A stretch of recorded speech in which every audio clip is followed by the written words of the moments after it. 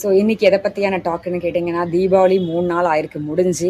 நிறைய பலகாரங்கள், ஸ்வீட்ஸு, எண்ணெயில் பண்ணது எல்லாம் உள்ளே தள்ளிகிட்டே இருக்கும் 3 நாள். அதாவது தீபாவளி மண்டே வந்ததா, மண்டே ஃபுல்லாக சாப்பிட்ருப்போம், டியூஸ்டே ஃபுல்லாக சாப்பிட்ருப்போம், நேத்திக்கும் சாப்பிட்டு முடிச்சிருப்போம் 3 நாள். இன்றைக்கி நான் என்ன சொல்ல வரேன்னு கேட்டிங்கன்னா, மருந்தும் விருந்தும் 3 நாள் அப்படின்னு ஒரு பழமொழியே நமக்கு வச்சுருக்காங்க. எதுவுமே 3 நாளைக்கு மேலே பண்ணால் அது உடம்புக்கு கெடுதலாக முடியும் இல்லையா? ஸோ நேத்திக்கு வரைக்கும் சாப்பிட்டதாகவே இருக்கட்டும். இன்றைக்கிலேருந்து எல்லாம் இந்த சேலஞ்ச் எடுத்துக்கோங்க. பலகாரங்களை இனிமேல் தொட போகிறது இல்லை.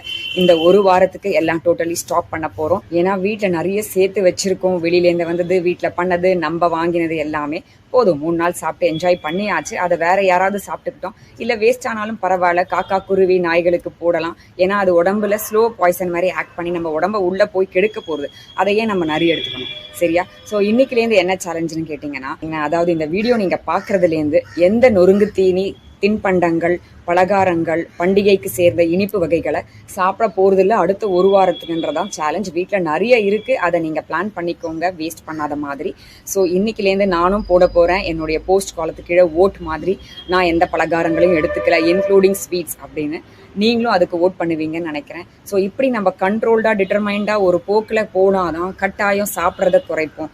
இல்லைனா அடுத்த ஒரு வாரத்துக்கும் சாப்பிட்டுட்டே இருப்போம். நம்ம இவ்வளோ எக்ஸசைஸ் பண்ணுறதோட பலன் கிடைக்காம போகும். ஸோ இன்னைக்கிலேருந்து என் கூட சேர்ந்து நோ ஜங்க் ஃபுட்ன்ற ஸ்ட்ரீக்கை ஃபாலோ பண்ண ஆரம்பிங்க. ஃபர்ஸ்ட் டேல இருக்கும், ஆரம்பிப்போம். Okay, all the best.